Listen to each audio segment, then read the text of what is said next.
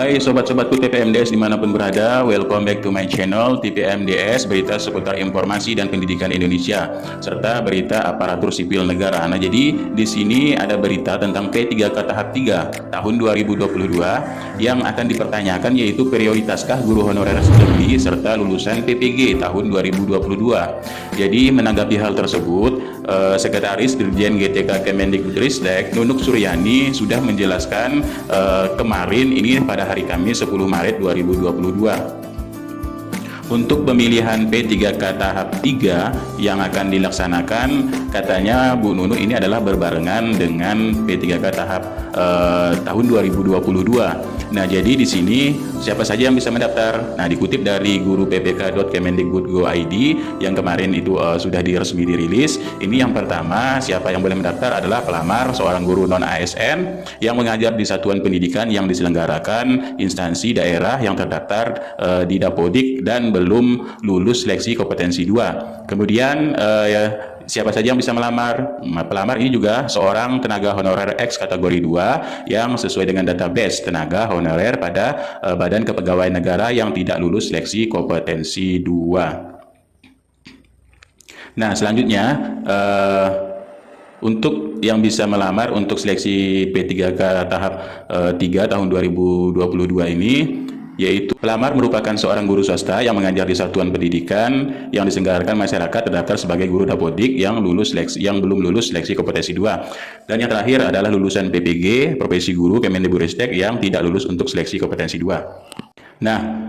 adapun pernyataan terbaru dari Sesdirjen Guru Tenaga Pendidikan GTK Kemendikbudristek dikutip melalui akun Instagramnya, yaitu pada hari Selasa. Jadi Bu Nunuk ini menyatakan bahwa dirinya ikut rapat Panselnas. Nah, jadi bagaimana bunyinya? Di sini Bu Nunuk menjelaskan, yaitu, oh ya, hari Selasa saya ikut rapat Panselnas. Kami sedang merumuskan kebijakan yang berpihak kepada guru honorer. Bagi yang sudah PG dan guru yang honorer sekolah negeri tetap menjadi prioritas. Diingatkan sekali lagi ya, tetap menjadi prioritas. Dan bagi yang belum mendapat kesempatan ujian atau yang belum ujian tahap 3 atau untuk tahun 2022, ini akan dapat kesempatan di tahun 2022. Jadi bersiaplah sahabatku semua, tetap semangat dan sabar menunggu, serta dalam doa salam hangat cinta buat para sahabat tercinta guru honorer seluruh Indonesia.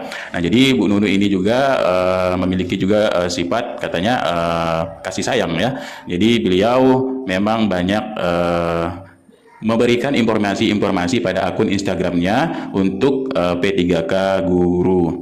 Nah, kemudian selain itu juga ada sebuah kabar. Ini kami kutip dari jpnn.com, bagaimana nasib guru honorer yang lulus PG untuk tahun 2022. Kemudian yang belum mendapat formasi. Ini kata Forum Guru Honorer memang mulai ada titik terangnya. Nah, Ketua Guru Forum Guru Honorer Lulus Passing Grade Sekolah Negeri atau FGHNLPSI ini Hasna, yaitu guru Palembang, menyampaikan hasil pertemuannya dengan Dinas Pendidikan Kota Palembang, Sumatera Selatan. Dari hasil pertemuan yang berlangsung pada 7 Maret 2022 itu, bahwa kata Hasna telah disepakati pemerintah Kota Palembang akan memperjuangkan formasi guru honorer yang lulus PG tanpa formasi P3K maupun yang belum PG yang sudah mengikuti tahap 1 dan tahap 2. Jadi Hasna sendiri menceritakan pendekatannya kepada Dinas Palembang ini merupakan tindak lanjut hasil pertemuan para pejabat Kementerian Pendidikan, Kebudayaan, Riset, dan Teknologi, yaitu pada 16 Februari tahun 2022. Jadi hasil audensinya kepada Kemendikbudristek ini menyarankan bahwa para guru honorer sedikit merapat ke Pemdanya masing-masing, kemudian bertemu bergerak ke Pak Kadis Pendidikan pada Palembang ini pada 7 Maret 2022, kata Hasna. Jadi dari hasil pertemuannya disepakati bahwa daerah ini sangat memperjuangkan hak guru honorer asalkan benar adanya anggaran dana alokasi umum itu dari pusat. Karena Hasna ini juga mengaku gembira karena pejabat Kemendikbudristek ini untuk anggaran penggajian PTK guru sebagai bahan pembahasan di daerah ini termasuk dari Palembang, anggaran gaji ini sangat besar sekali ya. Jadi dari pejabat Kemendikbudristek Pak Andika ini merespon cepat karena Pak Kadis mengungkap pengajuan kebutuhan guru ataupun non-guru di Palembang ini sekitar 4.000-an. Jadi Hasna juga menambahkan bahwa pemerintah daerah ini memang sangat membutuhkan guru untuk menjadi aparatur sipil negara.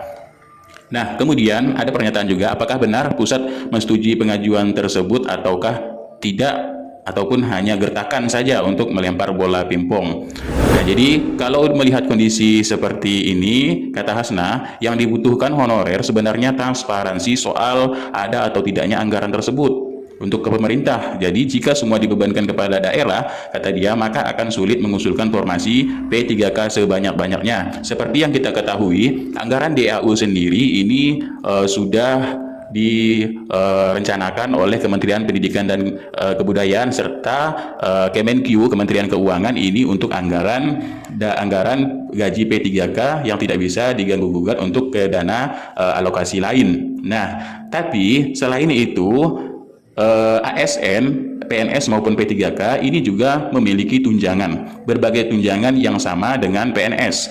Nah, jadi inilah yang menjadi kendala di daerah. Jadi gajinya akan dibayar, tapi sebagian tunjangannya ini masih dibebankan kepada daerah. Jadi akan sulit biasanya menutupi yang lama untuk ke yang baru. Jadi Hasna sendiri berharap, jadi kami ini menunggu regulasi terbaru dari Kemendikbudristek apakah menguntungkan bagi guru honorer atau hanya sekedar surga telinga yang telah disampaikan oleh Bu Nunuk. Dia pun juga menyemangati para rekan-rekan guru honorer yang terus berjuang untuk mendapatkan SK.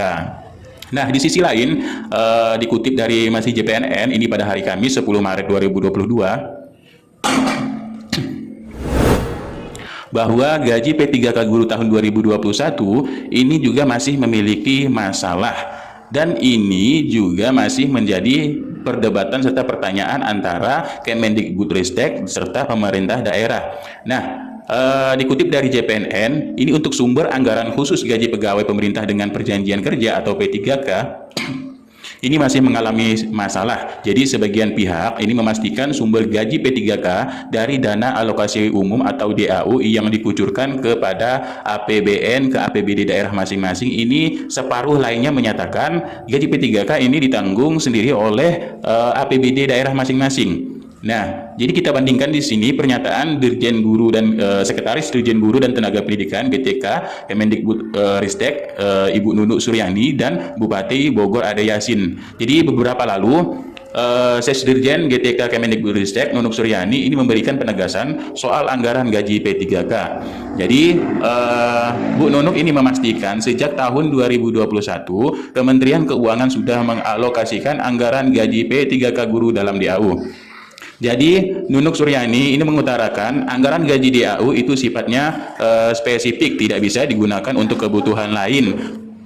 Nantinya Pemda ini menggunakan anggaran gaji P3K guru untuk kebutuhan lainnya seperti pembangunan infrastruktur, dan dana tersebut harus dikembalikan jika memang terdapat penyimpangan atas anggaran gaji P3K guru. Seleksi P3K guru tahun 2021, jadi Pemda ini statusnya berhutang karena dana yang tidak terpakai untuk gaji. Jadi jika dana digunakan untuk infrastruktur, jadi Pemda harus tetap mengembalikannya kepada negara. Jadi tutur dari Ibu Nunuk saat diskusi virtual. Nah, kemudian kita melihat fakta selanjutnya ini, adapun Bupati Bogor Ade Yasin mengatakan gaji P3K ini menjadi tanggung jawab daerah masing-masing atau tidak, ini ditanggung DAU dari pusat. Nah, jadi Ade Yasin ini menyinggung soal gaji P3K saat menyampaikan fakta bahwa di daerah ini yang dipimpinnya itu mengalami kekurangan tenaga pegawai negeri sipil atau PNS serta berkurangnya jumlah pegawai dalam setahun ini. Jadi menurut Bupati Bogor Ade Yasin, asumsinya seorang PNS itu melayani sekitar 350 orang. Jadi Pemkab Bogor ya masih sangat kekurangan. Selain itu juga sejumlah penduduk atau kendala lainnya adalah luas wilayah yang begitu besar, kata Bupati Bogor yaitu Ibu Ade Yasin Senin 7 Maret 2022. Nah, jadi melihat fakta itu, Ade Yasin berharap pemerintah pusat terus membuka penerimaan CPNS. Jadi dia mengatakan beban dari Pemkab Bogor ini semakin berat karena tidak bisa sembarangan mengangkat pegawai honorer sebab akan membebani keuangan daerah. Begitupun untuk P3K guru maupun non-guru. Alasannya, gaji P3K kini menjadi tanggung jawab daerah masing-masing atau tidak lagi menjadi tanggung jawab DAU. Nah, itulah sedikit pernyataan dari Kemendikbudristek serta pemerintah daerah. Oke, sekian, terima kasih informasinya. Mudah-mudahan ini sedikit bermanfaat.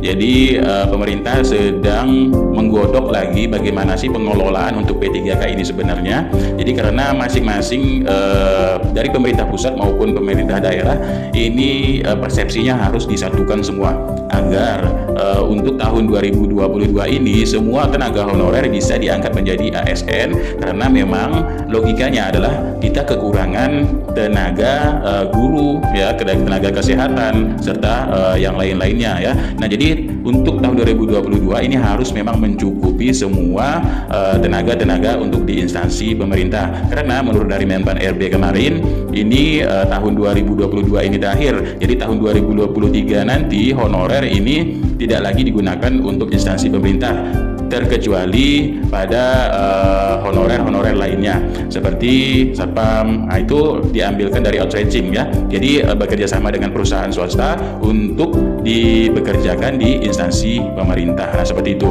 Oke, sekian, terima kasih informasinya. Mudah-mudahan sedikit membawa manfaat. Terus dukung channel ini agar berkembang selalu, dan mohon doa dan dukungan selalu agar kami dapat memberikan informasi lebih lanjut untuk mengenai aparatur sipil negara, pendidikan serta berita-berita terkini. Sekian, terima kasih. Assalamualaikum warahmatullahi wabarakatuh. Salam sehat selalu, sobat-sobat KUT PMDS dimanapun berada.